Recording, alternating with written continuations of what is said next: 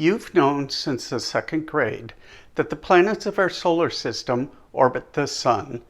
So it's not surprising that it made total sense when your high school chemistry teacher described a hydrogen atom as an electron orbiting a proton. But that description of an atom isn't even close to its reality. A better way to think of an atom is a mathematical blur of energy in a really tiny space.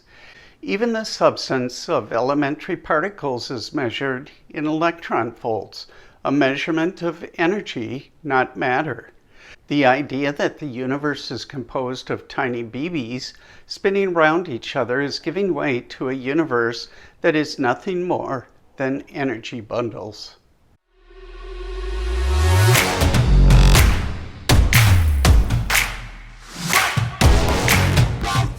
An atom is like a probabilistic energy storehouse, and that bundled energy is able to link up with others as the building blocks of the universe.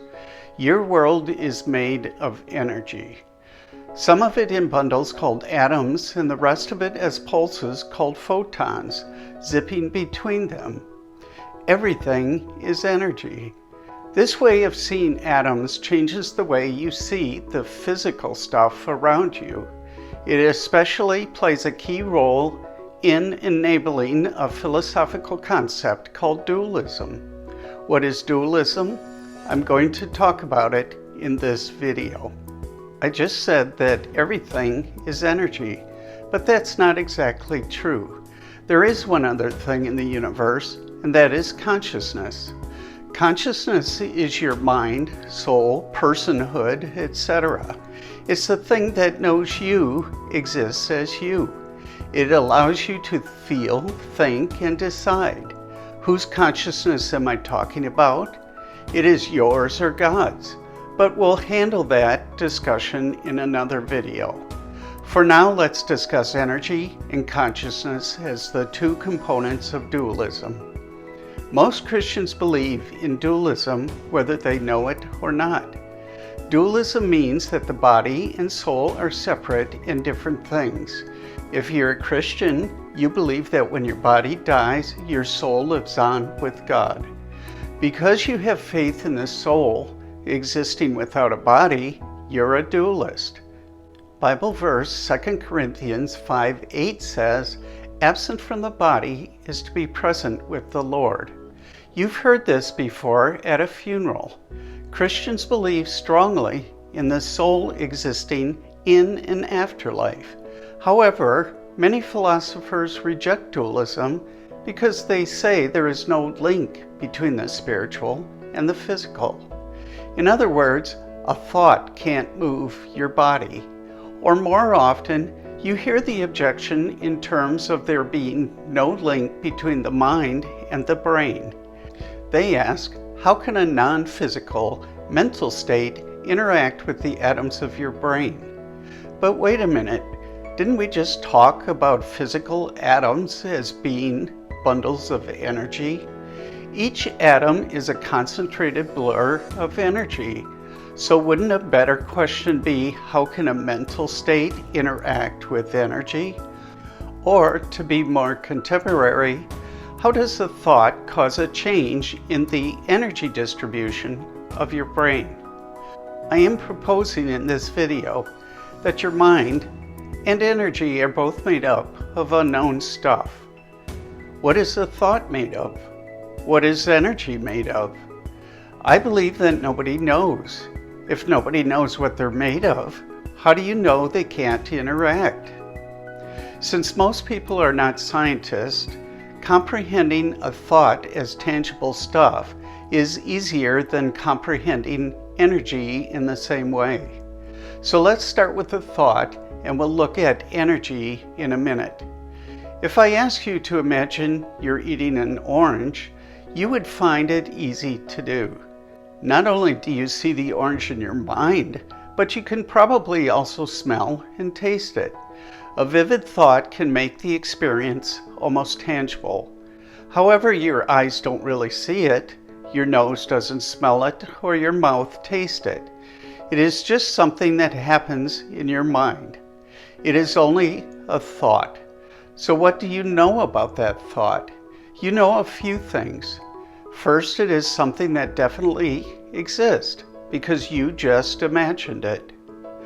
Also, it is something that happened only to you.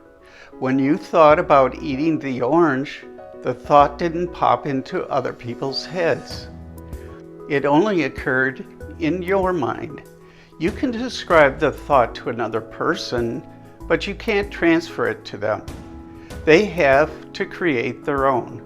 You also know that you can't measure the thought with a ruler or weigh it on a scale. It's made of something that can't be identified.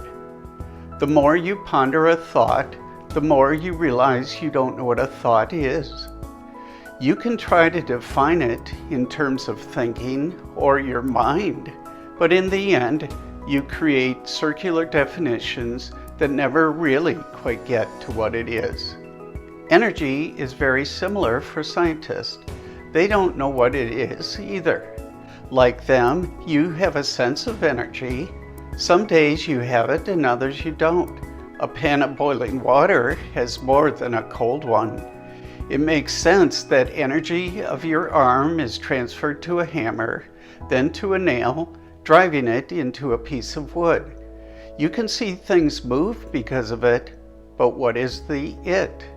Scientists most commonly define energy as the ability to do work. You can see it in action and observe the changes it makes. But you can't see the stuff of energy or tell what it is made of. Like a thought, it can't be measured with a ruler or weighed on a scale. Both energy and thought are composed of unknown stuff. They're confusing to you because you're used to defining things in the world by what they're made of. You want to know their composition in terms of their material or pieces.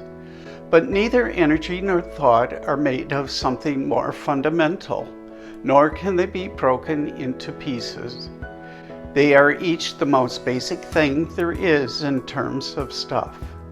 So back to the earlier question, if you don't know what they are, how do you know they don't interact? You have two mysterious components making up the universe.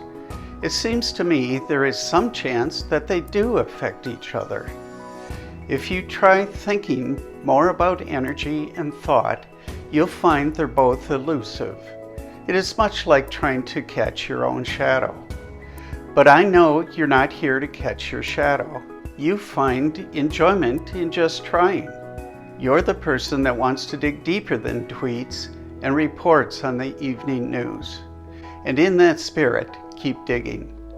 I look forward to your feedback.